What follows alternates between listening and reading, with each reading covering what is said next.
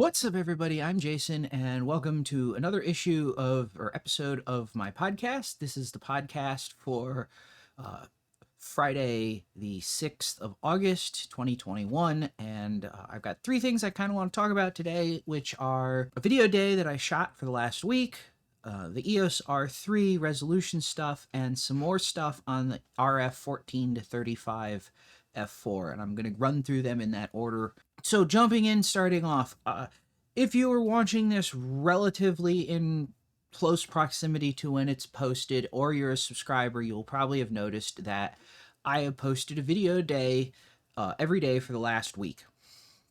And part of this is that I'm trying to increase the sort of frequency that I'm producing content. Part of this is to get better practice, get better at the program, get better at efficiency, get better at basically everything. Because if you're not moving forwards, you're moving backwards, and I'm trying to move forwards. And part of this was just straight up a personal challenge to myself. So one of the problems I've always struggled with back even when I was writing my blog and writing for my website and doing stuff like that is I find content for me tends to be very bursty. I get into something where there's a huge amount of something or content for me to talk about, and then I won't say quickly, but I get through this huge amount of content and then I just don't have anything to talk about. I don't like wasting people's time, wasting my time, and so I would prefer personally to not put something out if I'm just putting out crap. I mean, I have seen so many articles and so many videos and stuff that's things like, how to use a tripod and in 2 minutes or whatever. And basically it's extend the legs, put your camera on it, take a picture. And it's like, you don't need a video to tell you how to do that. Like, if you're going to do a video on using a tripod, there's far more interesting or useful things that are worth sort of exploring, that may not be obvious to most people, but I'm pretty sure most people who are, into photography enough to buy a tripod know that you extend the legs and which put your camera on top of it. And I've seen people who are putting out content like that because they have to keep publishing. They're worried about losing their position in Google or being punished essentially by the algorithm for not having more up-to-date or constantly up-to-date content. And so they don't do that. And personally, I'd rather not waste your time by having one more video in the feed that isn't at least sharing something significant or useful. Now, of course, you can always argue what's significant or useful. However, even as the series of videos that I'm working on now is looking at basic stuff on the EOS R5, I think in almost every one of those videos, I touch on something that may not be immediately obvious to somebody who's using the camera or somebody who's shooting the camera, like the limitations. The AF assist beam seems like a really simple thing, but there are limitations in what can be done with AF assist beams, or what kinds of AF assist beams are workable with a mirrorless camera that has an IR cut filter over the sensor to make it a better camera for shooting, for actually making a picture, versus a DSLR with a separate sensor that can be sensitive to IR, and so on and so forth. So I completed my undertaking. I got 7 videos done in 7 days. I actually got more than 7 videos done, so I actually would argue that I came out ahead. And I've kind of decided, and not that I'm saying this so that I can feel that I'm being held accountable, but that I want to kind of try and keep an elevated pace. But I'm not setting any goals. And I'm also going to roll back from posting a video a day. Next week, I'm going to only be posting videos on Monday, Wednesday, and Friday, just in part so that I can build some buffer in the videos, because some of the things that I'd like to potentially work on or talk about, I don't think are a 10-minute video. And a 10-minute video is something that I can sit down and I can film 2 or 3 takes of the 10-minute video. I can film the B-roll, which is, so that's like, say, 30 minutes. I can film the B-roll. That's another, 10 or 15 minutes to set up and shoot that. I can edit it it takes about real time plus plus 50% or so. So 15 to 20 minutes to edit it, upload it, write a description, do the thumbnail, that kind of routine. And that's something that's like tenable in a day. And then start looking at what I want to do for the next day's video. Doing a little bit of research, doing the research, putting together the notes, getting sort of prepped for the next day's video. But when you start getting into more complicated things that involve testing or that involve significant more demonstration or B-roll or things like that, then, it takes more than a couple of hours and to put all that together, which makes it very difficult to maintain or to operate on a daily schedule. But like I said, the intent wasn't to switch up my schedule to daily. The intent was to challenge myself to do a video a day for 7 days to see if I could do it. And now that I've done that, I'm going to I intend to challenge myself to sort of extend the streak for as long as I can. Which for the time being is probably going to be fairly simple because I'm doing the EOS R basics or basic tips and tricks or the EOS R5 tips and tricks series, and there's a lot to talk about with the camera because there's a lot of things to sort of know, understand, and use, and a lot of that can be broken down into small chunks that I can work on sort of individually. So stay tuned. I'm going to be trying to publish some more content more frequently, more regularly, and just, keep the quality up, but also try to keep the content moving, at least until I completely run out of ideas, crash, and have, a huge spell of just not having anything to publish because, well, quite honestly, I don't have an infinite pool of creativity and content ideas. So that brings me to the next topic that I want to talk about, which is the EOS R3 Resolution. So I was guessing or suspecting that the thing would be a 30 megapixel camera. As things currently stand, it looks like, based on, I don't want to say leaks, but disclosures from photo editors and people who are dealing with the images coming out of the camera at being, the cameras being tested or being used at the Olympics in Japan, that it's probably that it is a 24 megapixel camera, probably 6,000 by 4,000 pixel images, but that's probably the thing. And I'm somewhat I somewhat believe that this is reasonable because the simple reality is Canon isn't going to put a suboptimal or a sensor designed for another camera in the R3 prototypes at this point when the cameras are supposed to be available before the end of the year for purchase. And you can't design a new sensor in 8 weeks or whatever and get it to manufacturing and get it manufactured in, say, 8 weeks. So the hardware, while everybody is going to say that the hardware that's being used at the Japan Olympics, Tokyo Olympics, whatever it is prototype hardware, and it is prototype hardware in that it is not the release hardware and it's not probably the release firmware. It's close enough to the release hardware that it's reasonable to assume that whatever you're seeing coming out of the cameras in Japan now is going to be what you're going to see coming out of the cameras in production. That we're not going to see a massive shift in, in Tokyo it was only a 24 megapixel camera, but that wasn't the real sensor. We're going to put the real sensors at 30. No, it's not going to happen.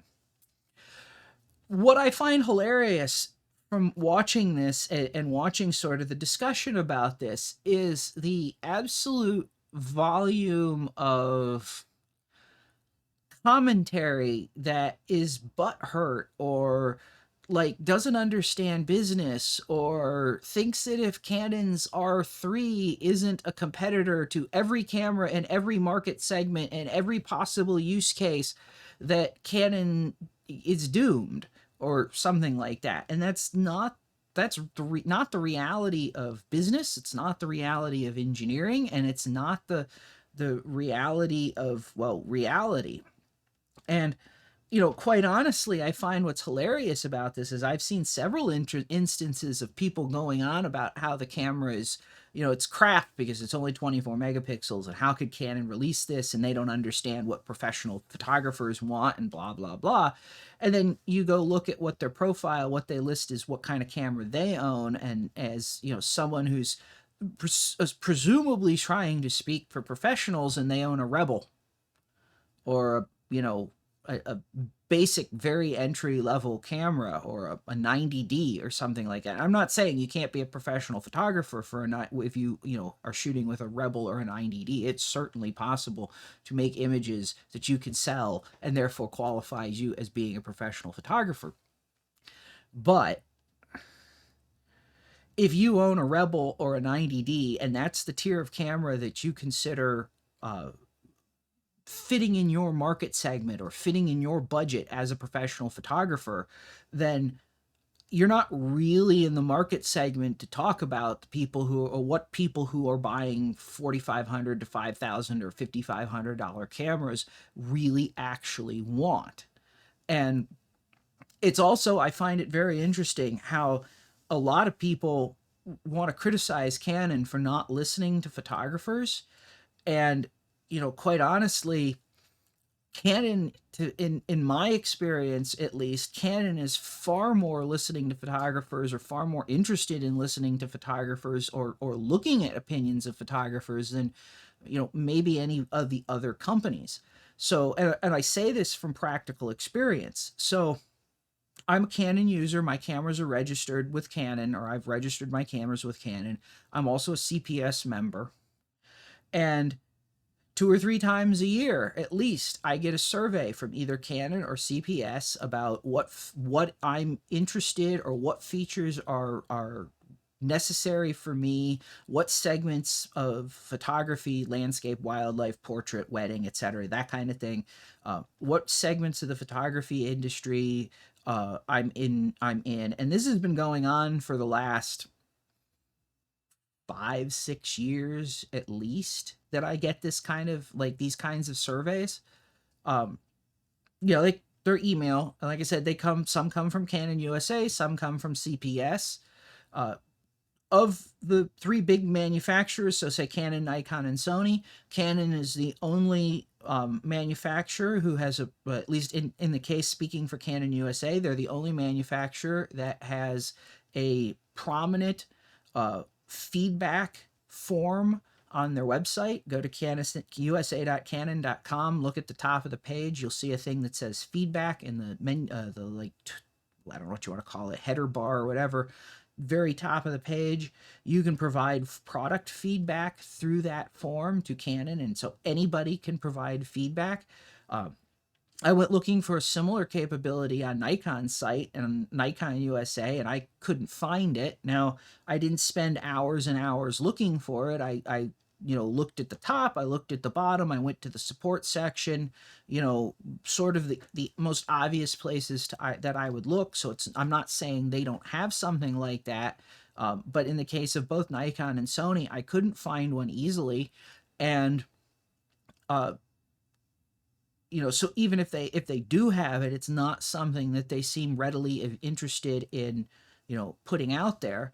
And then the final data point is I've been invited by Canon, and I have no idea how my name got slipped into the pool or into the random drawings, or however they've done it. But I've been invited by Canon twice to product focus groups that and I'm just a Joe average photographer that doesn't, I'm not a CPS platinum member that's, multi-Emmy award winning, Pulitzer award winning, there's far, I won't say far more qualified, but there's far higher profile people to invite to focus groups for camera stuff. Now, unfortunately, I wasn't able to make either of the focus groups that they had due to conflicts in my scheduling.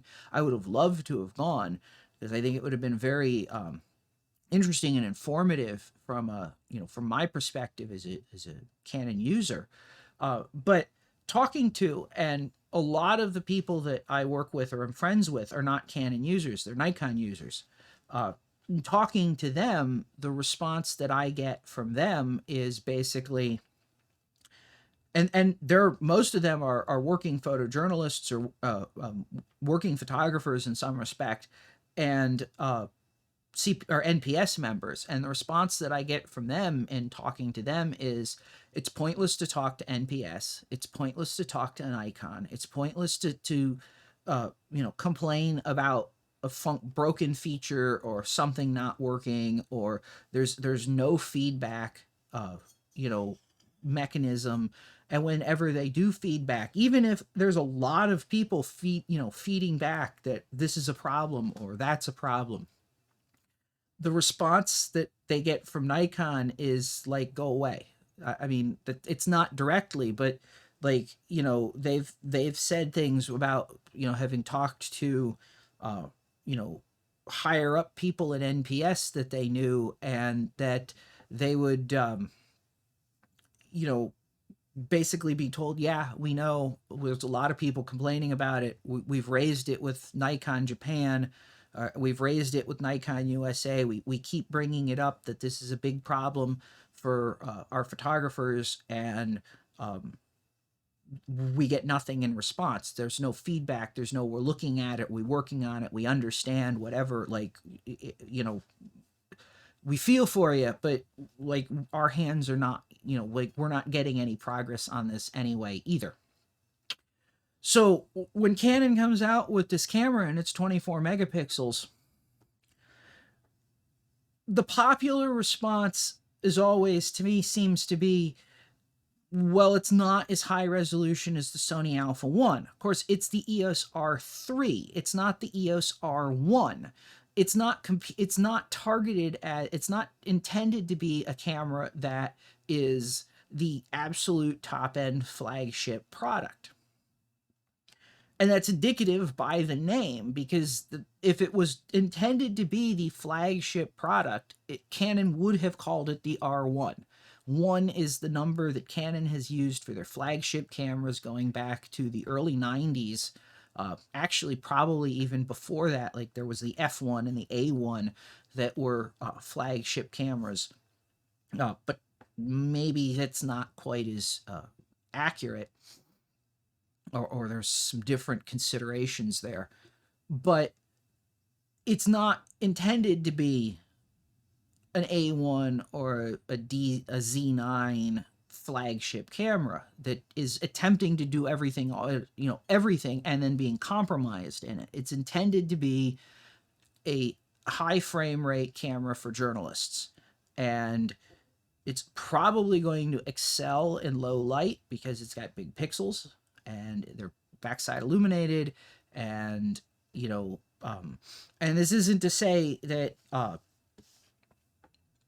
an A1 or an R5 don't work well in low light, because the R5 is a fantastic camera in low light, even with the smaller pixels. But, potentially the R3 could really excel there.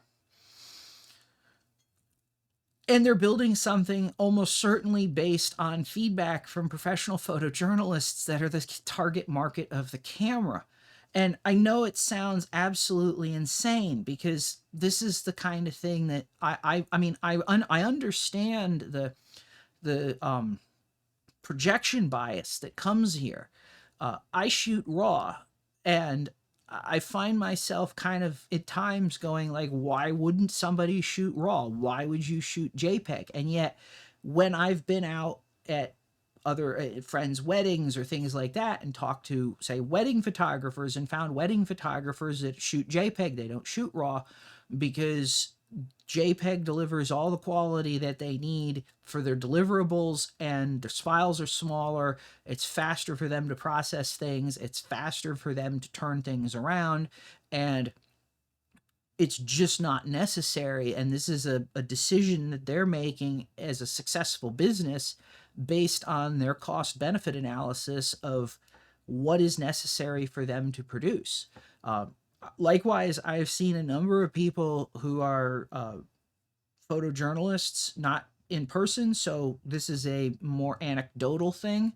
But photojournalists who are either saying, like, I only shoot in 12-ish megapixel because I don't need to deliver anything higher, or I don't need higher resolution images, or that their press agency imposes limits on how much or how big of a file that they can submit, and a 20 megapixel sensor or 20 megapixel image is too big for what it is that their agency submits. And so the process of shooting a 20 megapixel raw, then flipping that around, uh, cropping it, downsizing it, doing whatever post processing takes up enough time and is enough added burden to really impede their ability to do their job and do their job effectively. And I mean, quite honestly, part of the reason, I mean, burden's a real thing, and it's something I think maybe hobbyists lose sight of, or even like, say, landscape photographers who shoot very small quantities of images. Burden's a real thing. One of the reasons that I've even been willing or capable, for example, I mean, this isn't photography related, to even attempt to do a daily video like I've been doing, is that I've finally gotten my shooting and recording set up in such an arrangement where I can hit a couple buttons, turn on a couple lights, and start shooting. And I'm not miking up, so I've stopped using my wireless lav mic. I'm using a boom mic just off camera. But, it's so much easier to be able to sit down in front of a camera, hit record, and talk about something on a daily basis. Even if I have to take it into, because I'm still doing the post processing and editing, even if I have to take it into something and do the editing, it's so much easier to have something that's ready to go as opposed to something that I have to go through a significant setup process to get there. So it's I can completely understand professional journalists that don't want high resolution.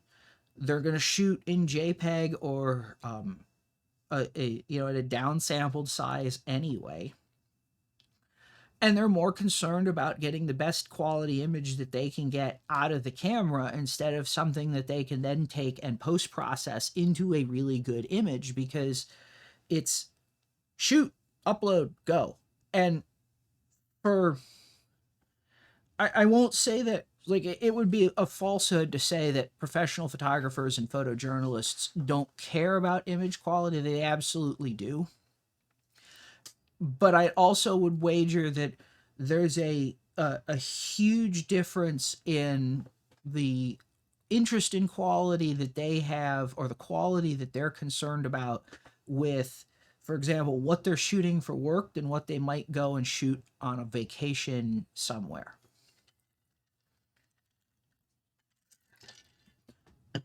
And of course, the third thing is, and I was going to do a video and talk about this, and I still may, chasing numbers. The one reality of what I've seen with actual, like, printing, publishing, producing, doing the like, getting from not just taking the picture but making a print of the picture,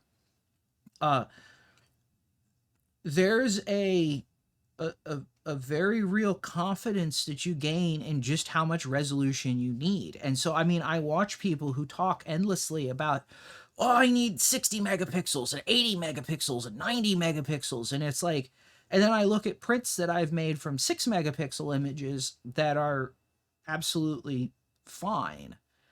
And there would have been zero gain for that print to have been made at 60 megapixels. It wouldn't have made the print any better. And, once you sort of start getting that confidence of not having to chase numbers, the more and more resolution thing really doesn't become as big of a selling point. I mean, I said this with my R5.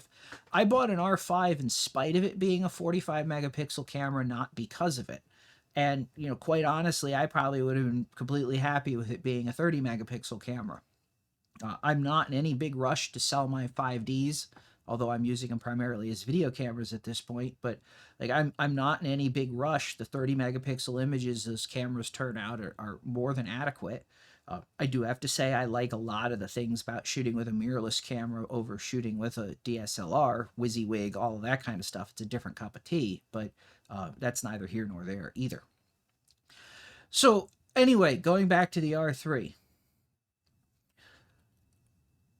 One of the things that I kind of thought was interesting is it's only from the rumors is that it's only a 6,000 pixel wide sensor. And I kind of would have expected maybe an actual 6K sensor, which would have been 6,144 pixels wide. Now, this could just be a cropping thing. This could just be an early firmware thing that Canon isn't, because Canon could certainly limit 144 pixels off the side of the sensor, downsampling the area as an early production firmware limit and still have the final production sensor in the camera. That's an easy enough thing to do in software that it doesn't necessarily have to be 100%.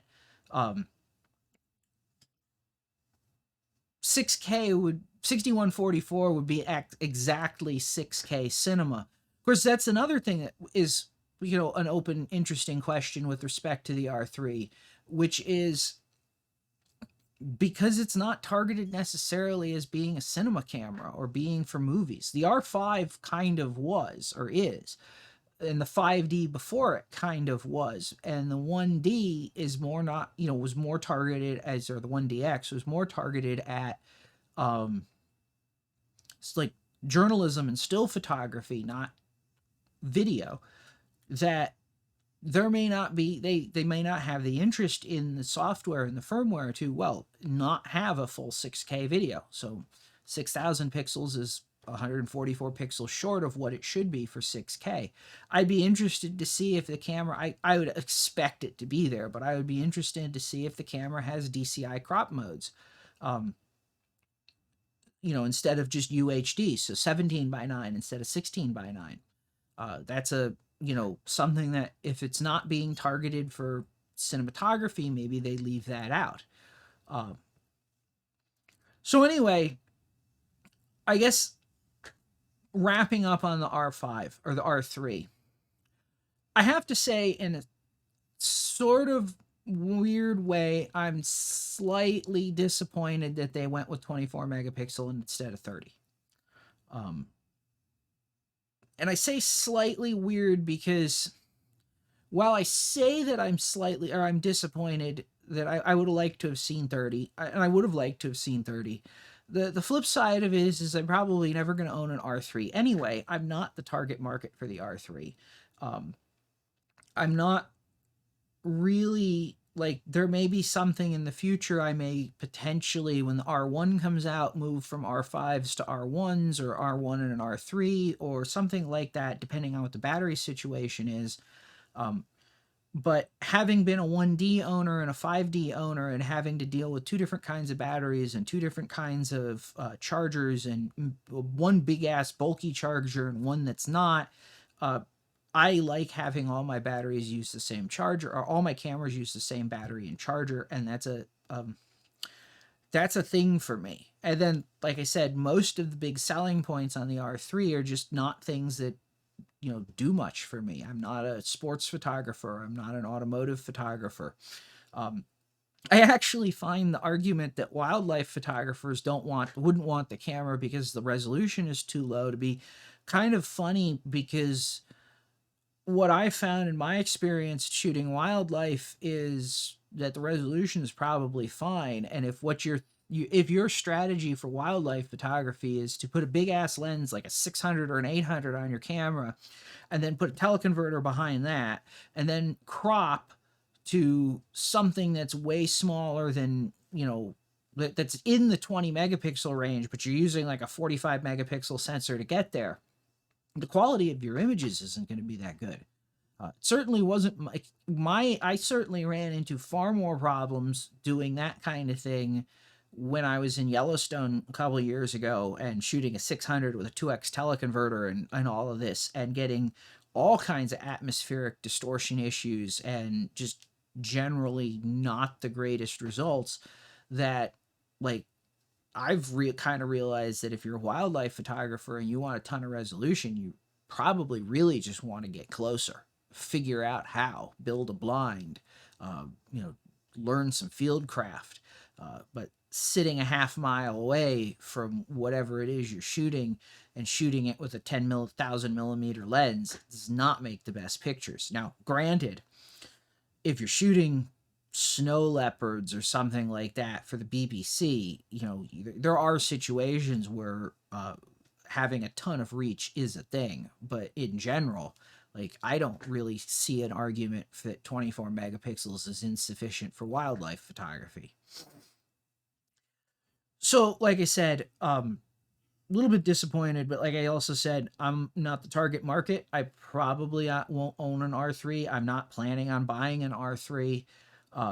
And like I said, I'm not really, you know, this is an indictment of the camera. Like, for, you know, like I wouldn't jump on it if it was 30 megapixels or 45 megapixels or something like that. This is just straight up cost, benefit, and economics.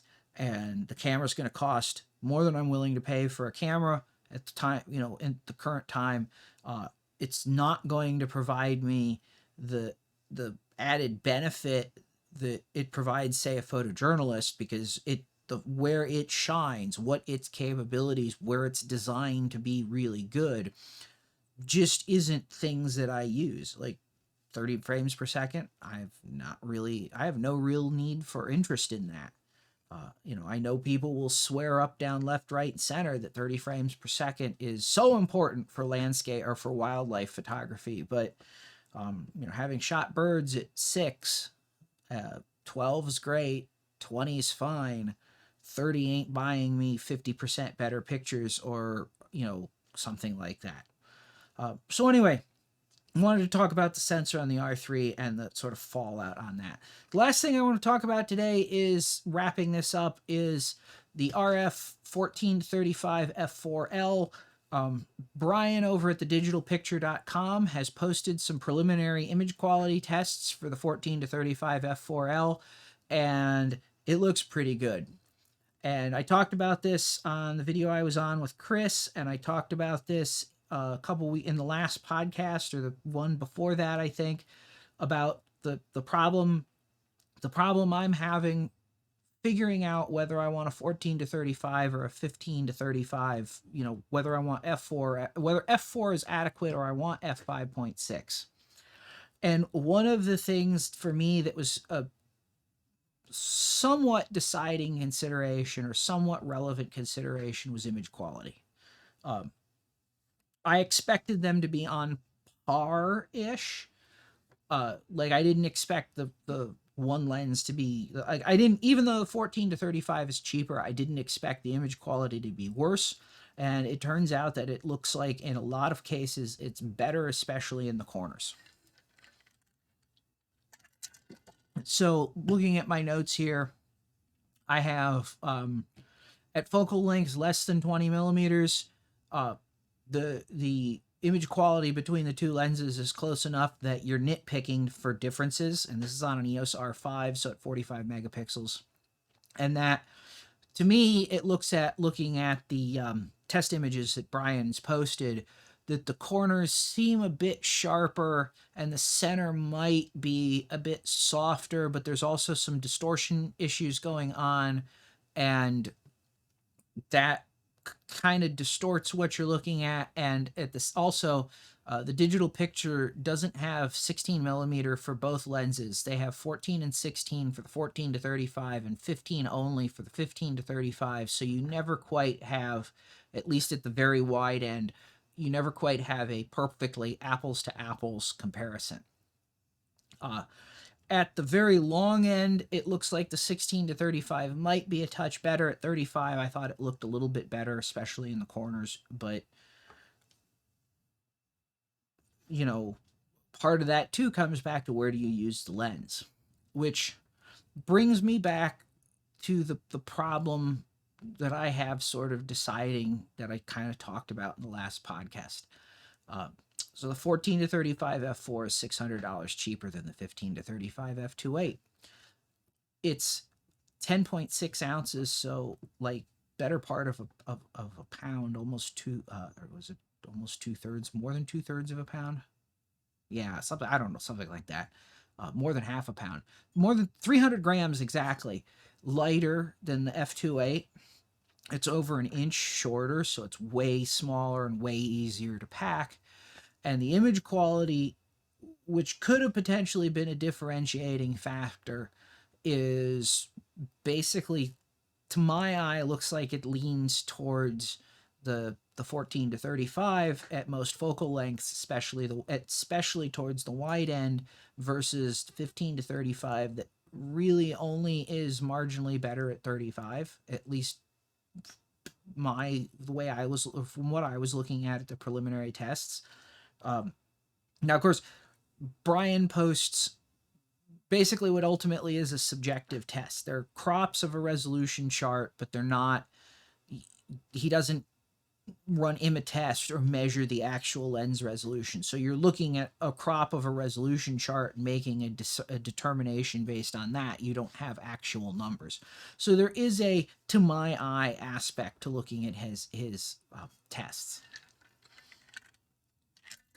But that brings me to the only real advantage that I'm seeing right now with the 15 to 35 is the f2.8 max aperture, which brings me to the question of how important is that for me as a photographer? Now, of course, this is a very definitely your mileage will vary situation.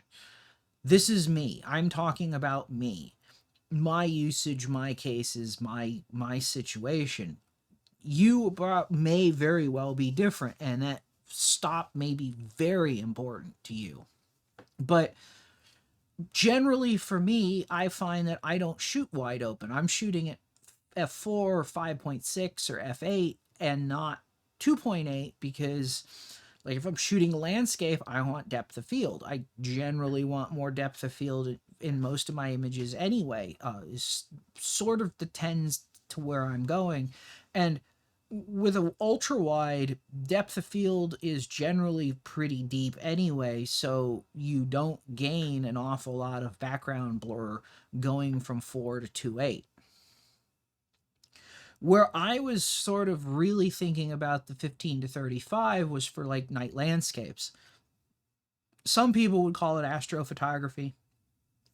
I consider astrophotography to be taking pictures of actual astronomical stuff, not just the Milky Way in the background of a landscape kind of thing. So that's what I'm talking about here with night landscapes, is like the Milky Way or stars in the background of a landscape.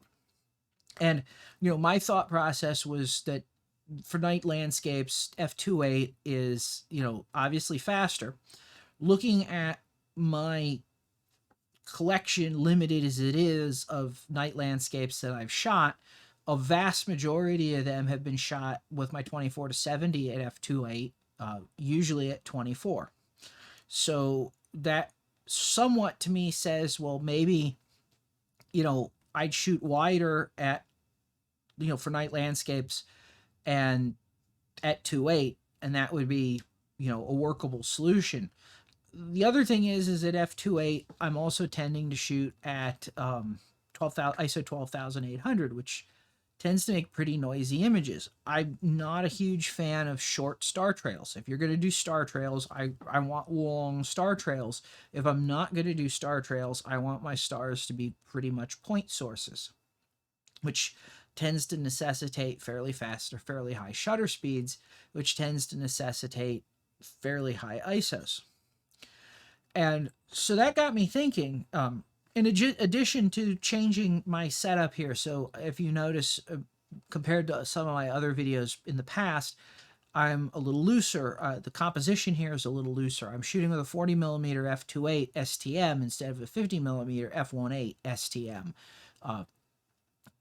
I like, this happened to be something that came up when I was on Chris's channel, and he was talking about he shoots with a 35, and I started like I shot with a 50, and then I started thinking about it, and went to the 40 because it was easier for me to go to a 40 than to go to a 35, because a 24 to 70 is kind of bulky, and a lot of lens to hang on a camera that's sitting on a precariously small tripod, tabletop tripod on my desk.